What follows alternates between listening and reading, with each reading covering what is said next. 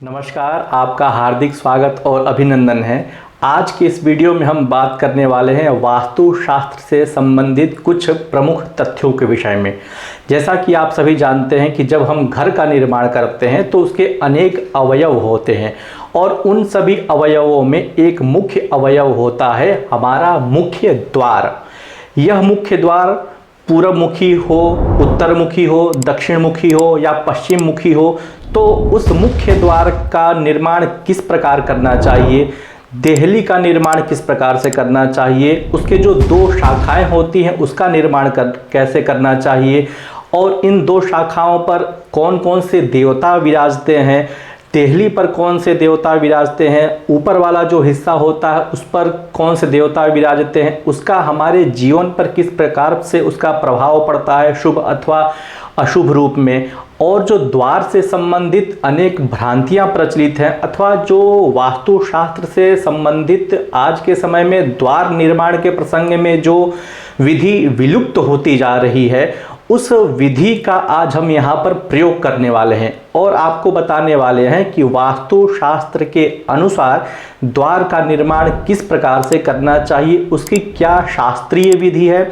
और उस शास्त्रीय विधि पर जो द्वार के मुख्य देवता होते हैं उन देवता का स्थापन किस प्रकार से करना चाहिए, उनके नाम कौन कौन से हैं और उनका किस प्रकार से स्थान देना चाहिए, इन सभी के विषय में आज हम बात करेंगे। अपना आज का शीर्षक है द्वार निर्माण की शास्त्रीय विधि। तो द्वार निर्माण की इस शास्त्रीय विधि में हम बात करेंगे कि दरवाज़ा कैसे बनाना चाहिए। आपका कोई सा भी मुख वाला घर हो, पूर्वमुखी हो, दक्षिणमुखी हो, पश्चिममुखी हो, कोई सा भी मुख वाला आपका दरवाज़ा हो तो उसका निर्माण किस प्रकार से करना चाहिए, उसकी क्या शास्त्रीय विधि है, इन सभी के विषय में आज हम चर्चा करेंगे। मित्रों, आज यह जो मैं वीडियो बना रहा हूँ यह वीडियो आपको कहीं पर भी नहीं प्राप्त होगा। यूट्यूब या कहीं पर भी सोशल मीडिया पर आप चले जाएं तो इस प्रकार का आपको द्वार से संबंधित विषय बिल्कुल नहीं प्राप्त होगा। 99% जो व्यक्ति हैं वो इस विधि को नहीं जानते हैं। तो इसलिए मेरा आप सभी से निवेदन है कि आप वीडियो पूरा अवश्य देखें। तो आइए शुरू करते हैं। तो मित्रों, जैसा कि हम जानते हैं जो हमारा दरवाज़ा होता है उसके चार मुख्य अवयव होते हैं, दो ऊपर, एक ऊपर के, एक नीचे के, एक दाहिने वाला और एक बाएं भाग वाला। तो इनको हम शास्त्रीय भाषा में क्या कहते हैं, तो आप देखें जो हमारा द्वार का ऊर्ध्व भाग होता है इसको हम कहते हैं उत्तरंग। शास्त्रीय भाषा में उसे हम कहते हैं उत्तरंग। ये एक चित्र समझाने के लिए आपको प्रदर्शित किया गया है। तो ये द्वार का दक्षिण वाला हिस्सा है, दरवाजे का बाएं वाला हिस्सा है, वो अधोभाग है, नीचे वाला हिस्सा है, और ये ऊर्ध्व भाग है। यह अर्धचंद्राकार में बनाया गया है। बहुत स्थानों पर ये सीधे सीधे लंब रेखाएं में प्रतीत होता है। तो किसी भी द्वार के चार मुख्य अवयव होते हैं ही और इन्हीं चार मुख्य अवयवों से हमारा द्वार का निर्माण होता है और उसी पर देवता स्थापित होते हैं। यह जब वास्तु शांति करते हैं या गृह प्रवेश करते हैं अथवा गृह प्रवेश के पूर्व द्वार की स्थापना की जाती है तो उस स्थापना में ये सारे मुख्य अवयव अवश्य विचारणीय होते हैं। तो ऊपर वाला जो हमारा हिस्सा होता है उसको, जो ऊर्ध्व भाग होता है दरवाजे का, उसको हम कहते हैं उत्तरंग, और नीचे वाला जो हिस्सा होता है उसको हम कहते हैं देहली। मित्रों, यहाँ पर मैं एक आवश्यक बात आपको अवश्य शेयर करना चाहूँगा। आज के समय में जितने भी द्वार निर्माण हो रहे हैं, मुख्य द्वार निर्माण जो भी हो रहा है उसमें ये देहली बिल्कुल ही विलुप्त हो चुकी है और इसी कारण से आज के समय में बहुत सारे वास्तु संबंधित द्वार से जो दोष उत्पन्न होते हैं उसका मुख्य कारण यही है क्योंकि देहली वहाँ पर नहीं है। घर के केवल दरवाजे के केवल तीन हिस्से, दो, एक दक्षिण का, एक वाम का, एक ऊर्ध्व का, नीचे वाला जो हमारा देहली है उसका लोप कर दिया गया आज के समय में और इसीलिए वास्तु से संबंधित जो परेशानियां हैं, द्वार से संबंधित जो परेशानियां हैं वो प्राप्त होती, क्योंकि देहली पर हमारे देवता विराजते हैं। वो देवता जब तक आपके घर में स्थापित नहीं होंगे तो उस देवता से मिलने वाली सुख, समृद्धि, वैभव, ऐश्वर्य आपको बिल्कुल प्राप्त नहीं होगा। तो देहली का निर्माण अवश्य कराना चाहिए। ये बहुत ही महत्वपूर्ण भाग होता है। प्राचीन काल में आप देखेंगे, घर परिवार में देखेंगे या मंदिर में भी आप देखेंगे तो वहाँ पर देहली अवश्य होती थी जो जमीन से थोड़ा सा उठ करके बनी हुई होती थी। तो आज के समय में देहली का लोप होने के कारण बहुत सारे जो नकारात्मक शक्तियां हैं वो प्रवेश करती हैं। तो द्वार के जो ऊपर वाला हिस्सा हुआ उसको भी उत्तरंग कहते हैं, और नीचे वाला जो हिस्सा है उसको भी कहते हैं उत्तरंग। ऊर्ध्व उत्तरंग और अधो उत्तरंग, ऊपर वाले हिस्सा को उत्तरंग, नीचे वाले हिस्से को भी अधः उत्तरंग कह सकते हैं, अथवा उसको सामान्य भाषा में देहली या फिर दहलीज कहते हैं। तो ये दो हो गया। अब इसके पश्चात दो, एक दक्षिण का होता है और एक वाम का होता है, बायां वाला और एक दाहिना वाला। तो इस जो दक्षिण वाला जो शाखा होती है उसको लोक भाषा में साहर बोलते हैं, साह बोलते हैं। एक शाखा का ही वो रूप होता है जो दक्षिण में होता है और एक बाएं भाग में होता है। तो जैसा कि आप इस चित्र में देख सकते हैं, बाएं भाग में एक शाखा है, इसको वाम शाखा कहते हैं, और दक्षिण भाग में भी एक शाखा है, इसको दाहिनी शाखा, दक्षिण शाखा कहते हैं। लोक भाषा में उसको दक्षिण साहर अथवा लोक वाम शाखर या वाम साह और दक्षिण साह, ऐसा लोक भाषा में कहते हैं। सामान्य संस्कृत भाषा में उसको दक्षिण शाखा और वाम शाखा, इसको ऊर्ध्व शाखा और इसको अधः शाखा, ये चार मुख्य हिस्सा बताया जाता है। और ये चारों बहुत ही महत्वपूर्ण होते हैं क्योंकि इनके ऊपर देवता विराजते हैं। जो आप देखेंगे बहुत सारे सुसज्जित मुख्य द्वार होते हैं, उस पर लोग गणपति की स्थापना करते हैं, शुभ लाभ लिखते हैं, जैसा कि यहाँ पर शुभ लाभ लिखा गया है। इसका भी क्या कारण है यह भी मैं आपको बताऊंगा। विनायक स्थापित करते हैं, उसका भी क्या कारण है यह भी मैं आपको बताऊंगा। तो इसलिए यह वीडियो आप पूरा जरूर देखिएगा और उसको अधिक से अधिक शेयर कीजिएगा। और इस विषय से संबंधित कोई आपका प्रश्न हो तो उसको भी आप कमेंट बॉक्स में जरूर सूचित कीजिएगा, मैं उसका उत्तर देने का प्रयास करूंगा। तो आइए चलते हैं। तो ये ऊर्ध्व शाखा, अधो शाखा हो गई, दक्षिण शाखा और वाम शाखा, ये चार हिस्सा हो गए। अब जब हम द्वार निर्माण करते हैं, तो जब गृह निर्माण करते हैं, गृह निर्माण से पूर्व जो द्वार निर्माण होता है उसके लिए एक मुहूर्त विशेष होता है जो सूर्य के नक्षत्र से चार नक्षत्र या निर्दिष्ट नक्षत्र चंद्र वाला होने के कारण उसका एक मुहूर्त होता है और वो शुभ और अशुभता को देता है। तो उसके ऊपर भी मैं एक वीडियो बनाऊंगा, आप उस वीडियो को भी अवश्य देखिएगा। अभी हम चर्चा करते हैं जो हमारे द्वार हैं, आपका पूर्व मुखी घर हो, पश्चिम मुखी हो, उत्तर मुखी हो या दक्षिण मुखी हो, किसी भी मुखी वाला आपका मकान हो, कोई सा भी फेसिंग वाला आपका घर हो, प्लॉट हो, तो उस पर कुछ निर्दिष्ट देवी देवताओं का स्थान होता है ही। तो पहले हम बात कर लेते हैं कि हमारा जो दक्षिण शाखा है, वाम शाखा है, इस पर कौन कौन से देवी देवता विराजते हैं। तो यहाँ पर आचार्यों ने कहा है कि आपका जिस मुख का घर है, मान लीजिए आपका जो मुख्य द्वार है वो पूर्व मुखी है तो उसके देवता अलग होंगे, पश्चिम मुखी है तो उसके देवता अलग होंगे, उत्तर मुखी है तो उसके देवता अलग होंगे, और दक्षिण मुखी है तो उसके देवता अलग होंगे। ये जो देवता होते हैं ये द्वारपाल उनको कहा जाता है, वो द्वार की रक्षा करते हैं। और यही जो द्वारपाल होते हैं वो आपके घर में किसको प्रवेश देना है, किसको बाहर निकालना है, मतलब सकारात्मक शक्तियों को प्रवेश देना है और नकारात्मक शक्तियों को बाहर निकालना है, उसका मुख्य दायित्व तो हमारे ये जो द्वारपाल होते हैं जो यहाँ पर लिखे गए हैं ये करते हैं। आप प्राचीन मंदिरों को देखेंगे या आज के समय में भी जो मंदिर हैं, जो प्रतिष्ठित मंदिर हैं, प्रत्येक मंदिर के द्वार पे द्वारपालों का चित्र अंकित अवश्य होता था। ऊपर भी चित्र अंकित होते थे, नीचे भी चित्र अंकित होते थे, और दक्षिण तथा वाम हिस्से में भी चित्र अंकित होते थे। तो वह उस द्वार के द्वारपाल को, देहली में स्थित देवता को, उत्तरंग, ऊर्ध्व उत्तरंग में स्थित देवता को वो सूचित करते थे। जिस देवी विशेष से अथवा देवता विशेष से संबंधित वह मंदिर रहता था तो उस मंदिर से संबंधित वहाँ पर देवी देवताओं का स्थान होता था, और वही देवी देवता हमारे घर की सुरक्षा करते थे। तो वो द्वारपाल हैं। जिस प्रकार से हमारे द्वारपाल होते हैं, जो हमारा सोसाइटी हुआ वहाँ पर एक गार्डमैन बैठा रहता था, तो वो किसको प्रवेश देना है, किससे क्या जानकारी लेनी है, वो इकट्ठा करता है। तो ठीक उसी प्रकार से ये जो हमारे द्वारपाल हैं या जो देवी देवता हैं वो आपके घर में प्रवेश करने वाली नकारात्मक शक्तियों को रोकते हैं और सकारात्मक शक्तियों को प्रवेश देते हैं। तो इसलिए ये द्वारपाल अत्यंत महत्वपूर्ण हो जाते हैं। जितने भी हमारे जो घर हैं वो भी एक मंदिर स्वरूप ही होते हैं। तो इसीलिए जिस प्रकार से देवताओं के आवास हेतु द्वारपालों की आवश्यकता होती है, देव मंदिरों में द्वारपाल होते हैं, तो हमारे घर में भी उसी प्रकार से मुख्य द्वार पे द्वारपाल नियुक्त किए जाते हैं और उनकी पूजा प्रतिष्ठा अवश्य करनी चाहिए। उनकी यदि आप पूजा प्रतिष्ठा करते हैं तो आपके घर में सुख समृद्धि हमेशा बनी रहती है। अब हम बात कर लेते हैं जो जिस व्यक्ति का भी पूर्व मुखी वाला मकान हो तो उसके भी 4 खंड होंगे, 4 भाग होंगे दरवाजे के, ऊर्ध्व वाला, अधो वाला, दक्षिण वाला और वाम वाला, ये 4 होंगे। तो ऊर्ध्व हिस्सा वाला जो देवी देवता होते हैं वो समान होते हैं, पूर्व मुखी मकान हो, पश्चिम मुखी मकान हो, उत्तर मुखी हो या दक्षिण मुखी हो, ऊर्ध्व में स्थित जो देवता है, अधो में स्थित जो देवता है, देहली में स्थित जो देवता है वो समान होते हैं। केवल बदलेंगे आपके दिशा के अनुसार द्वारपाल। जब भी यज्ञ इत्यादि होते हैं तो चारों दिशाओं पर 4 द्वारपाल, 2-2 द्वारपाल एक एक दिशाओं पर, मतलब 8 द्वारपाल नियुक्त किए जाते हैं और ये चारों दिशाएं 4 वेदों का प्रतिनिधित्व करते हैं। तो हम बात कर लेते हैं, जैसे कि मान लीजिए आपका पूर्वमुखी द्वार है तो उसका द्वारपाल कौन होगा।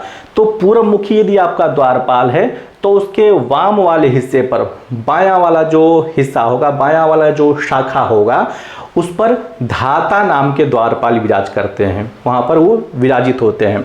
और विधाता नाम के जो द्वारपाल होते हैं वो आपके दक्षिण वाले हिस्से पर विराज करेंगे।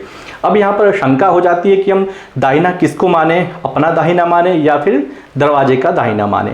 तो देखिए जो हमारा द्वार होता है, द्वार शब्द का शाब्दिक अर्थ होता है द्वरति निर्गच्छति यस्मात् तद्द्वारम, अर्थात जिससे बाहर निकला जाए तो वो हमारा द्वार कहलाता है। मतलब यदि आपका पूर्वमुखी वाला रास्ता है, आपका दरवाजा पूरब की ओर निकलता है तो आपका वह हुआ पूर्वमुखी द्वार। अब पूर्वमुखी वाले द्वार पर आप रास्ते की ओर खड़े हो जाएं तो रास्ते की ओर जो खड़े होंगे तो दाहिना हिस्सा जो दरवाजे का जो शाखा पड़े वो आपका दक्षिण शाखा, और बायां वाला शाखा पर आपका जो हिस्सा पड़े वो होती है वाम शाखा, जो बायां वाले हाथ पे होती है। तो वाम शाखा पर जो देवता विराज होंगे वो होते हैं धाता और विधाता। जैसे मान लीजिए ये पूर्वमुखी यदि द्वार हम समझे तो मुझे बाहर की ओर खड़े हो जाना है जो दरवाजे की ओर, तो बायां वाला हिस्सा हमारा ये हुआ, तो इस वाले हिस्से पर, इस वाली शाखा पर धाता नाम के द्वारपाल विराजते हैं और दाहिने वाले हिस्सा पर विधाता नाम के जो द्वारपाल होते हैं उनका स्थान दिया जाता है। इनकी प्रतिष्ठा की जाती है। कब की जाती है? जब हम वास्तु प्रवेश करते हैं, घर बनाते हैं, गृह प्रवेश करते हैं, या फिर गृह प्रवेश के पूर्व जो है द्वार की स्थापना होती है द्वार चक्र के अनुसार, तो उस समय भी इनकी स्थापना करते हैं। यदि उस समय नहीं कर पाए तो मुख्य रूप से जब हम वास्तु पूजन करते हैं, घर का प्रवेश करते हैं, तो उस समय इस द्वार की पूजा अवश्य की जानी चाहिए। तो ये हुआ हमारा पूर्वमुखी की बात। अब हम बात कर लेते हैं यदि हमारा दक्षिणमुखी मकान है। जैसा कुछ लोग कहते हैं कि दक्षिणमुखी द्वार शुभ नहीं होता है, लेकिन वह भी शुभ होता है कुछ विशेष परिस्थितियों में। तो दक्षिण वाले मुख जिसके भी मकान के हैं तो उसके बाएं वाले हिस्से पर जो द्वारपाल होते हैं वो बल नामक जो द्वारपाल है वो वहां पर विराजते हैं, और दक्षिण वाले हिस्से पर दाहिने वाले खंड पे वो सबल नामक जो देवता होते हैं, द्वारपाल होते हैं, वो वहां पर विराजते हैं। जैसे मान लीजिए ये दक्षिण मुखी द्वार है तो इसके बाएं वाले हिस्से पर बल और दाहिने वाले हिस्से पर सबल नामक जो द्वारपाल होते हैं वो विराजित होते हैं। अब हम बात करते हैं कि यदि मान लीजिए आपका मकान, प्लॉट, भूखंड पश्चिम मुखी है, दरवाजा निर्माण आपने कराया, तो उसके द्वारपाल कौन होंगे? तो पश्चिम मुखी जो द्वार होता है उसके बाएं वाली शाखा पर जय नामक द्वारपाल नियुक्त होते हैं, और दाहिने वाली शाखा पर विजय नामक जो द्वारपाल होते हैं वो नियुक्त होते हैं। जैसा कि आपने सुना होगा जो विष्णु लोक है, विष्णु लोक के 2 द्वारपाल होते हैं, जय और विजय। यही 2 द्वारपाल पश्चिम मुख वाले मकान के नियुक्त किए गए हैं। पश्चिम वाले मुखी मकान में यदि आपका बायां वाला हिस्सा है तो बायां वाले हिस्से पर जय नामक द्वारपाल विराज करेंगे और दाहिने वाले हिस्से पर विजय नामक द्वारपाल स्थापित होते हैं। अब आखिरी जो दिशा बची वो है उत्तर दिशा। मान लीजिए आपका मकान उत्तरमुखी है, तो उत्तरमुखी वाले मकान होने पर उसके बाएं वाले हिस्से में कौन से द्वारपाल नियुक्त होंगे? चंड नामक द्वारपाल हैं वो नियुक्त होंगे। और दाहिने वाले पर प्रचंड नामक जो द्वारपाल होते हैं वो नियुक्त होते हैं। मान लीजिए यह उत्तरमुखी द्वार है और बाहर की ओर हमने मुख करके हम खड़े हो गए, तो हमारे बाएं वाले जो शाखा है उस बाएं वाली शाखा पर चंड नामक द्वारपाल और दाहिने वाली शाखा पर प्रचंड नामक जो द्वारपाल होते हैं वो नियुक्त होते हैं। तो ये जो भी दिशाओं के अनुसार द्वारपाल बदलते रहते हैं। ऐसा नहीं कि हमारा पूर्वमुखी द्वार है तो धाता विधाता है और यही धाता विधाता पश्चिम मुखी, उत्तरमुखी, दक्षिण मुखी के लिए हो, ऐसा आवश्यक नहीं है। सभी दिशाओं के अलग अलग द्वारपाल नियुक्त किए गए हैं। ये विशेष रूप से ध्यान देने वाली बात होती है। तो ये हो गए हमारे चारों दिशाओं के जो दो दो शाखाएं होती हैं, उन दो दो शाखाओं पर नियुक्त होने वाले हमारे द्वारपाल। तो दक्षिण शाखा, वाम शाखा या दक्षिण साहर, वाम साहर। अब हम बात कर लेते हैं ऊर्ध्व वाले पर कौन से देवता विराजते हैं और अधो वाले पर कौन से देवता विराजते हैं। तो ऊर्ध्व वाले स्थान पर बताया गया है कि जो हमारा दरवाजे का ऊपर वाला हिस्सा होता है वो अर्धचंद्राकार या फिर अनेक आकृतियों से युक्त होता है, लंबायमान भी होता है। जैसा आपका दरवाजा हो उसमें कोई शंका वाली बात नहीं है। उस पर जो देवता विराजते हैं उनको हम कहते हैं गणपति। ऊर्ध्व स्थान पर भगवान गणपति अपने परिवार के साथ नियुक्त होते हैं, अपने दल बल के साथ उनकी स्थापना होती है। आपने सुना होगा एक पुस्तक आती है देहली विनायक पद्धति, देहली न्यास पद्धति। जो ये देहली है जो अधोभाग होता है उस पर भी देवता विराजते हैं। उस पर कौन से देवता विराजते हैं? तो देहली में भगवती श्री का स्थान होता है।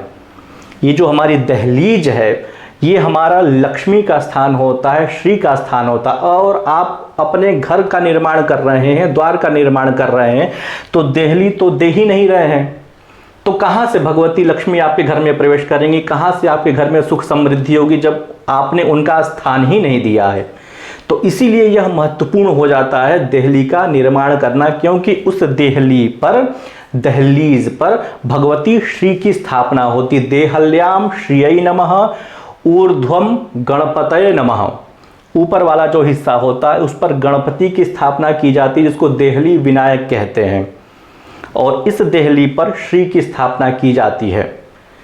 तो ऊर्ध्व वाले हिस्से पर, ऊर्ध्व वाले खंड पर हमारे होते हैं भगवान गणपति, और इनका प्रत्येक दिवस पूजन करना चाहिए। जब भी हम अपना दैनिक पूजन करते हैं तो दैनिक पूजन करने के पश्चात घर के बाहर आकर के दरवाजे पर ऊपर वाले हिस्से पर कई जगह आप देखे होंगे कि भगवान गणपति की या किसी अन्य देवी देवताओं का वहां पर चित्र या मूर्ति स्थापित लोग करते हैं। आज भी वो परंपरा है। और प्राचीन जो भी हमारे मंदिर हैं या फिर प्राचीन जो घर बने हुए हैं उसमें आप देखेंगे तो कोने में भगवान गणपति, बीच में हिस्से में कहीं पर भी वो बने हुए होते थे। उनको देहली विनायक कहते हैं।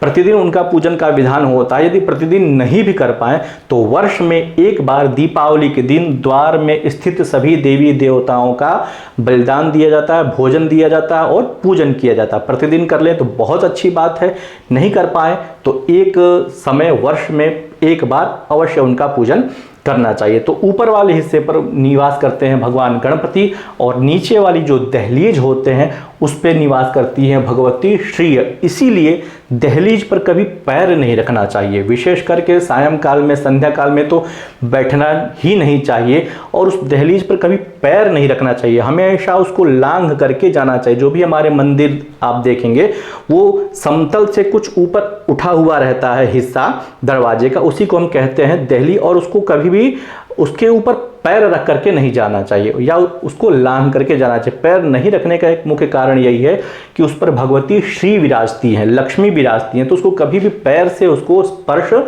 नहीं करना चाहिए, अन्यथा आपके घर की जो लक्ष्मी है वो रुष्ट हो जाएंगी। तो देहली में भगवती श्री का निवास माना जाता है, लक्ष्मी का निवास माना जाता है और ऊपर वाले हिस्से में गणपति का निवास माना जाता है। और गणपति के जो दो पुत्र हैं शुभ और लाभ, वो हमेशा अपने भगवान के साथ रहते हैं, मतलब जो भगवान गणपति हैं अपने पुत्रों के साथ हमेशा निवास करते हैं। तो कई जगह आप देखेंगे कि दाहिने वाले पर शुभ लिख देते हैं, बाएं वाले पर लाभ लिख देते हैं, या बाएं वाले पर लाभ शुभ लिख देते हैं, दाहिने वाले पर लाभ लिख देते हैं। तो ऐसा करते हैं तो भगवान गणपति के जो दो पुत्र हैं उनके ही वो प्रतिबिंबित माने जाते हैं, जबकि वास्तव में इसके द्वारपाल अलग हैं।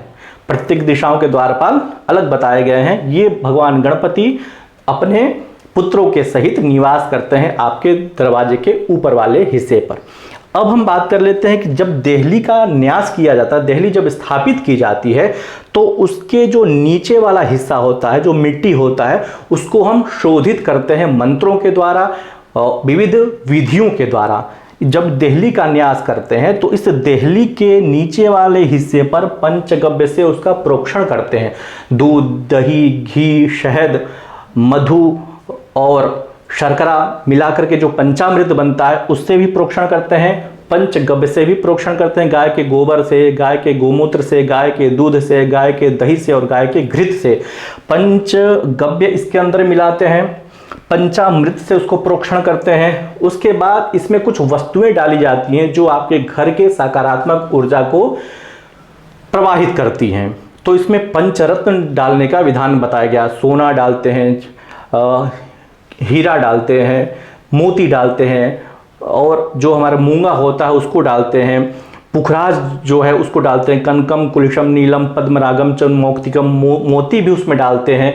उस देहली के नीचे वाले हिस्से पर ये सारे चीज डालते हैं। उसके साथ साथ विविध धातु भी डालते हैं, स्वर्ण डालते हैं, रजत मतलब चांदी डालते हैं, तांबा डालते हैं, पीतल डालते हैं, कांसा डालते हैं, यथाशक्ति आपकी जो भी रुचि हो, जितना आपका सामर्थ्य हो।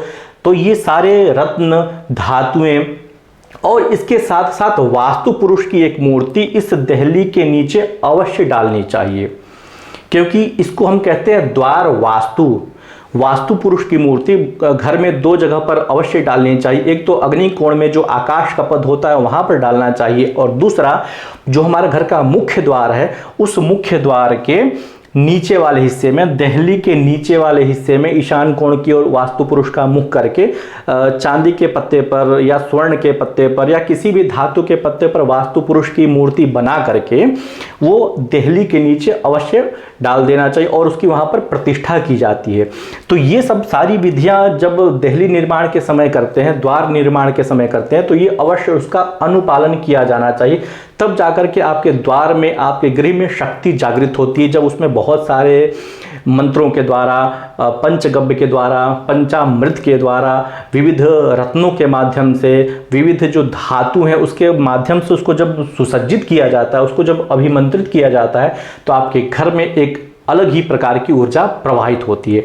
तो ये सब आपको देहली के नीचे वाले जो हिस्सा होता है उसमें स्थापित करना चाहिए, और नीचे वाले हिस्से के जो देवता होते हैं वो होते हैं वास्तु पुरुष। द्वार वास्तु पुरुष उनको कहा जाता है। तो इस नीचे वाले हिस्से पर होते हैं हमारे वास्तु पुरुष, और उनकी प्रतिष्ठा की जाती है, उनकी स्थापना की जाती है। तो ये सब बहुत ही महत्वपूर्ण विषय है। जो हमारा ऊपर वाला उत्तरंग हुआ, नीचे वाला जो देहली हुआ आज के समय में जिसका लोप हो रहा है, और सबसे बड़ा वास्तु दोष का कारण यहीं से बनना प्रारंभ हो जाता है, क्योंकि आपने प्रवेश द्वार को ही अवरुद्ध कर दिया। उसका जो भाग है आपने उसको बनाया ही नहीं। वो आप लकड़ी का भी बना सकते हैं मुख्य द्वार या दहलीज, आप उसको पाषाण, पत्थर इत्यादि का भी बना सकते हैं, या फिर लोहे का बना सकते हैं, स्टील का बना सकते हैं, जैसी आपकी सामर्थ्य है, आप जैसा आपका रुचि है, उस रुचि के अनुसार देहली का निर्माण अवश्य करना चाहिए। यदि मान लीजिए आप बहुत ऊंचा उसको नहीं बना सकते हैं तो कम से कम एक पट्टी तो अवश्य दे दे जो चारों हिस्सों को जोड़ा रहे, जो दीर्घ चतुरस्र हमारा बनता है दरवाजा वाला हिस्सा। तो यहाँ पर एक लोहे का, स्टील का, लोहे का तो कम प्रयोग करना चाहिए क्योंकि वो मुख्य द्वार है हमारा। अन्य जो उसके सहायक द्वार है उसमें जरूर उसका प्रयोग कर सकते हैं। मुख्य द्वार में प्रयोग करना चाहिए जो धातु मुख्य वाले, स्टील का प्रयोग कर लें, चांदी का प्रयोग कर लें, लकड़ी का कर लें, तो उससे देहली की जो प्रतिष्ठा है वो बची रहती है, और देहली में स्थित जो भगवती हैं, जो श्री है, जो लक्ष्मी है, वो आपके घर में सदैव निवास करेगी। तो इसलिए इसका लोप नहीं होना चाहिए क्योंकि ये भी दरवाजे का एक हिस्सा होता है। तो ये सारे देवी देवता आप समझे, आपके द्वार के जो 4 हिस्से बने, उन चारों हिस्सों पर भगवान गणपति अपने माता लक्ष्मी के सहित, माता श्री के सहित, शुभ और लाभ के सहित जो उनके द्वारपाल हैं, जय विजय, चंड प्रचंड, बल सबल, धाता विधाता, इन सभी के सहित इतने देवी देवता केवल आपके द्वार पर निवास करते हैं, क्योंकि ये चाहते हैं कि आपके घर में सुख, समृद्धि, वैभव, ऐश्वर्य ये सारी चीजें आएं। लेकिन आप तो केवल दरवाजा बना दिए हैं एक प्रतीकात्मक रूप में और उससे प्रवेश करते हैं। उस पर जो स्थित हमारे देवी देवता हैं उनको तो आप भूल ही गए हैं। तो जब आपने उनका विस्मरण कर दिया है तो वो कैसे आपको याद रखेंगे, कैसे उनका जो दायित्व है, जो सुख समृद्धि प्रदान करने वाला जो दायित्व है वो आपको कैसे देंगे।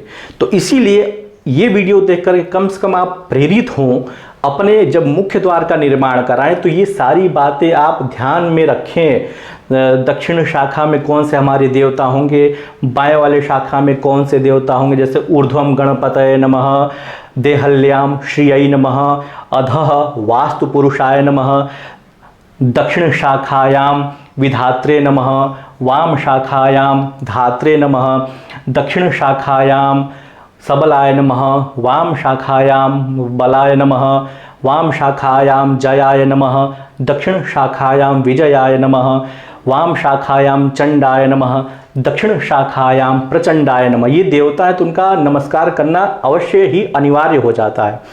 तो ये सारी बातें अब आपको ध्यान में रखनी है और अब जब आप द्वार का निर्माण कराएं ये वीडियो देखने के बाद तो इसका अवश्य ध्यान रखें। और जब भी आप पूजन कराएं, द्वार का पूजन कराएं या फिर जब भी आप वास्तु प्रवेश करें और वास्तु प्रवेश के समय, गृह प्रवेश के समय आप जब कलश इत्यादि रखे जाते हैं तो जो पंडित जी होते हैं तो उनसे अवश्य आप कहें कि इसके जो देवी देवता होते हैं उनकी आप स्थापना करें। ऊपर भगवान गणपति को विराजित करें, देहली में भगवती श्री की स्थापना करें, दक्षिण शाखा में जो हमारे द्वारपाल है उनकी स्थापना करें और वाम शाखा में जो हमारे द्वारपाल है उनकी आप स्थापना करें।